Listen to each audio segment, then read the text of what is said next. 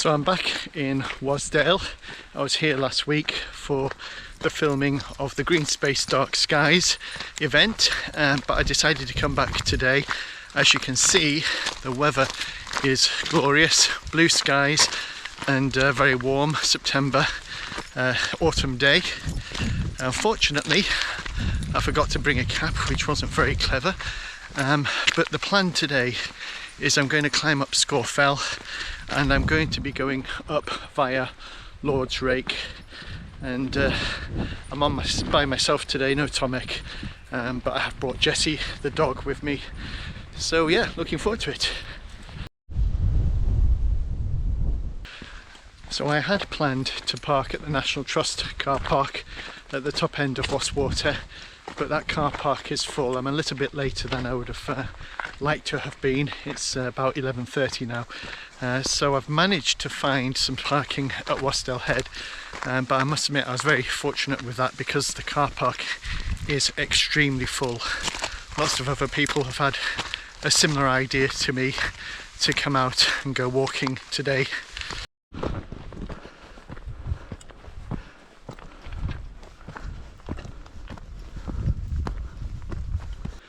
So the route that I'm taking today is not that dissimilar to what I did last week.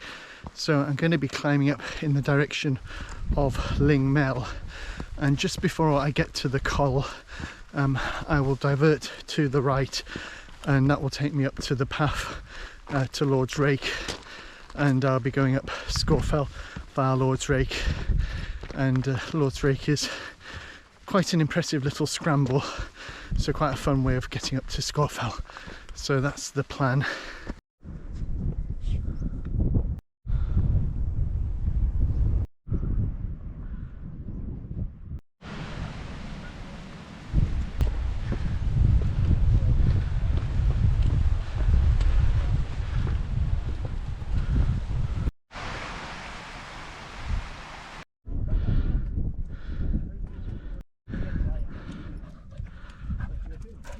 So this is where the path divides. So to the left you carry on up to Scafell Pike, and if you take the turning to the right, that takes you up to Scafell via Lords Rake. Apologies for being so breathless, it's quite a steep climb. Most people here go on up to Scafell Pike, which is the higher of the two summits, the highest point in England. But I'm going to take the quieter route up to Scafell. One thing I would say is that the Fix the Fells charity and Lake District National Park have done a fantastic job at restoring the footpath up Scafell and Scafell Pike. When I was a kid, this used to be a massive path. It almost looked like a motorway climbing up the mountain because there was so much erosion, and they've really gone out of their way to restore the path. And the path up to Scafell Pike, although it's steep and it's a big climb, about 3,000 feet, the path itself is actually very easy to follow and very well maintained. So even people who are not that used to climbing in the mountains but have reasonable fitness should manage to get up to Scafell Pike without too many problems. Of course, that goes without saying that you always need to carry proper equipment, waterproof clothing, a paper map as well as a compass. Don't just rely on mobile phones because they can fail. So obviously make sure that you're properly equipped, because the weather on the fells can change very rapidly and it can be dangerous. People die on the fells every year, so you just need to be sensible every time you go fell walking to know where you're going, know the route, and make sure you're properly equipped, proper footwear and so forth. And ideally let people know where you're going, friends, relatives, and let them know what time you expect to be back, and that way if anything should happen they will know where you are and where to direct the emergency services if they need to be called out.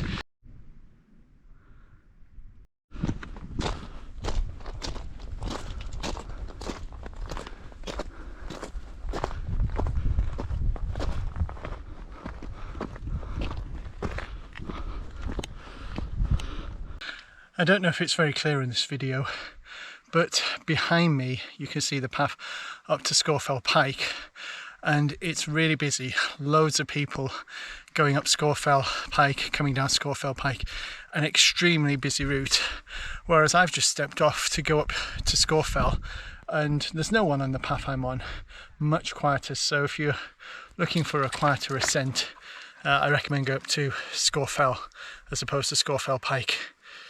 So I'm just coming up to the point where the path splits and where I turn right to go up Lords Rake. So I'll just show you where I am on the map. So I've just been having a look. So over here is Wasdale Head. That's where I parked. I've walked up here, up the side of Lingmel, up here, and this is where the path splits. One path on the left going up here to Scafell Pike at 978 meters, and the other path coming up here, and I'm about here at this point where the path splits, and I'm climbing up to the summit of Scafell. Scafell is 964 meters high, which makes it the second highest mountain in England. And there are various options. So one option is you could sort of carry on between the saddle, between the two massives, and there are some people going up that way, but my path is going to sort of take me up that way behind those rocks. That impressive buttress of rock behind me is called Pulpit Rock.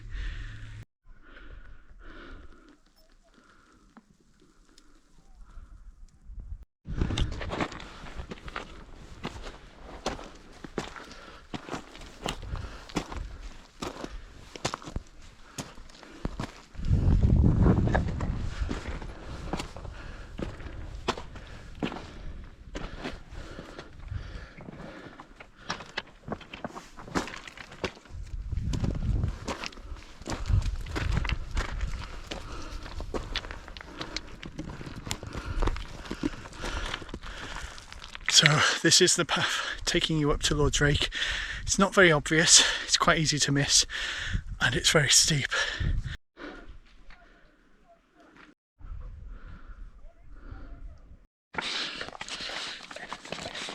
Jetty, go on, off you go.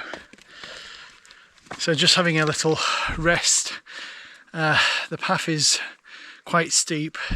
There's a lot of loose scree as well, so I can't carry the GoPro and film and climb at the same time. It's just not possible. I think the dog with her 4 paws has the advantage over me. So it's not technically difficult, it's just steep and lots of loose stones. There's a stone just going down there now, fallen loose. So that's one of the things you've got to be careful going up here, is just watching for stones that might get dislodged, especially if you're climbing with people ahead of you. At the moment no one is ahead of me, but still stones are coming down, so you just have to take your time and be cautious.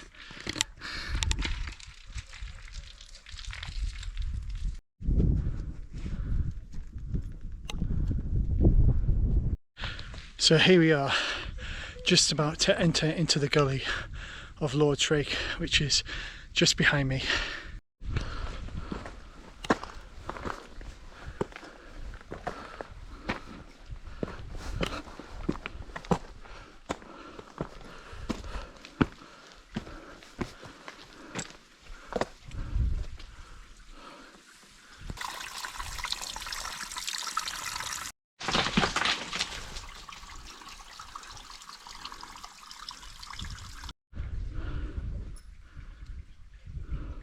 Okay, a bit out of breath. The best way of getting up this gully is you need to walk up along the side so you can grab hold of something solid. If you try and walk up in the middle of the path, it's just all loose scree and it's very difficult, so you do need both hands to climb up here. And there's a guy in front of me, someone coming up just behind me as well.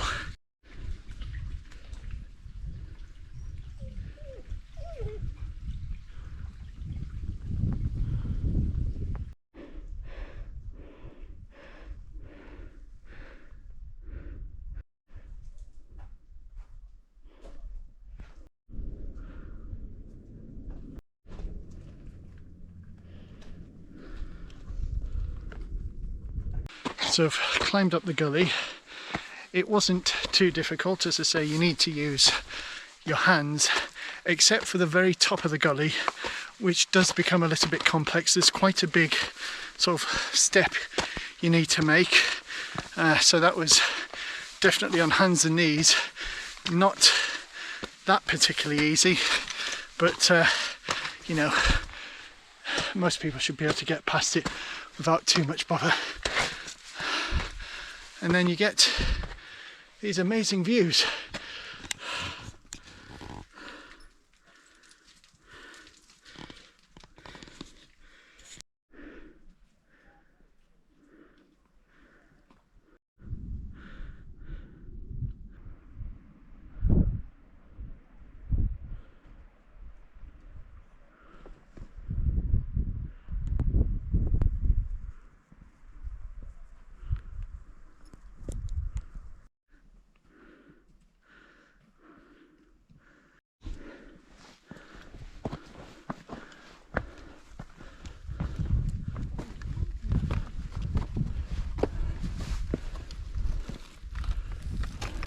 So I've made it to the summit of Scafell, but as you can see the clouds come in, so there isn't much of a view. Compared to Scafell Pike, which is heaving with people today, Scafell is fairly quiet. There's probably half a dozen people at the summit at most, so it's a much quieter summit. It's a much more interesting summit in my opinion to climb compared to Scafell Pike. So of the two, I would opt for Scafell over Scafell Pike, but each to their own. And anyway, I'm going to stop, have some lunch and hope that the cloud lifts so I can see some views before I go down.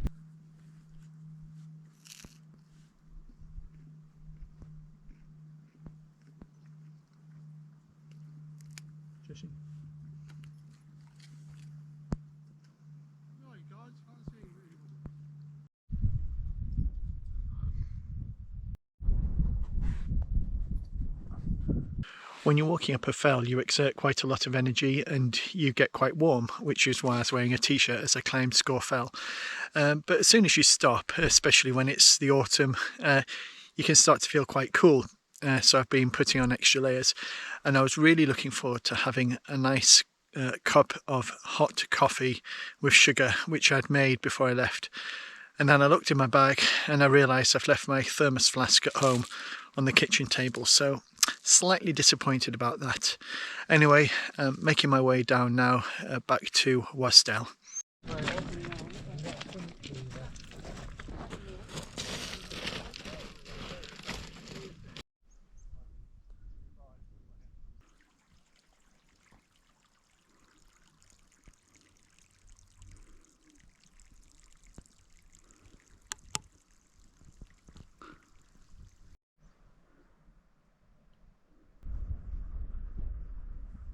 You get good views down Wastwater as you come down Scafell. This is England's deepest lake, and over the Irish Sea you can just maybe make out the Isle of Man, or as I used to call it when I was a little kid growing up, the island of Daman. And on the coast, again, I don't know if it's picked up on the camera, but you've got Sellafield. Sellafield, or Windscale as it was first called, was the world's first nuclear power station, and at the moment they're decommissioning it. It's West Cumbria's largest employer. I think they've got over 10,000 people that work there, and decommissioning will take many years, so it's a major employer for West Cumbria, in fact for North Cumbria as well, and especially when you consider all the other industries that have developed around it as well.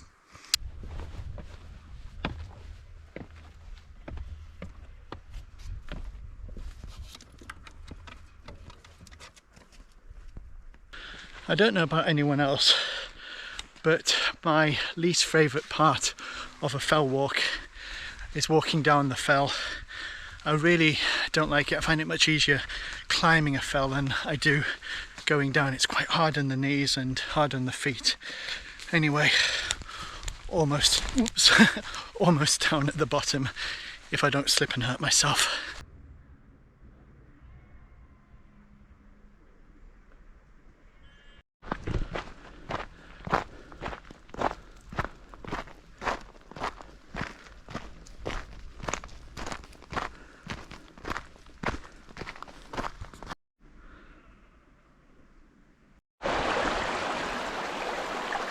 I'm back now in Wasdale Head, and I've just popped in to visit St Olaf's Church. St Olaf's Church is a beautiful little church nestled amongst the fells in Wasdale Head. It's also claimed to be the smallest parish church in England. Now I know there are other churches that claim that they're the smallest, but we'll take it for read that Wasdale Head is indeed the smallest, which means that the Valley of Wasdale has the highest mountain in England, the deepest lake in England, and the smallest church. But it's a beautiful little church. It has particular significance to me because my dad used to be the rector here, so this was one of the churches that he was responsible for, and we're just going to have a little look in.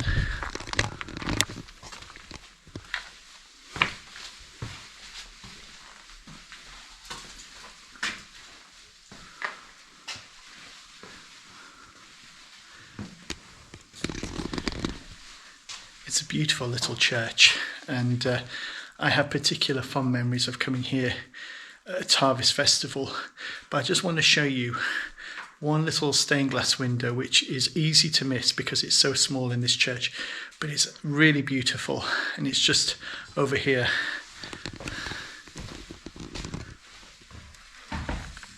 In the church. I always enjoy looking at the graveyards of churches, particularly this one in Wasdale Head, but I've just come across this grave, and this has particular personal resonance for me. I don't know if you can see it.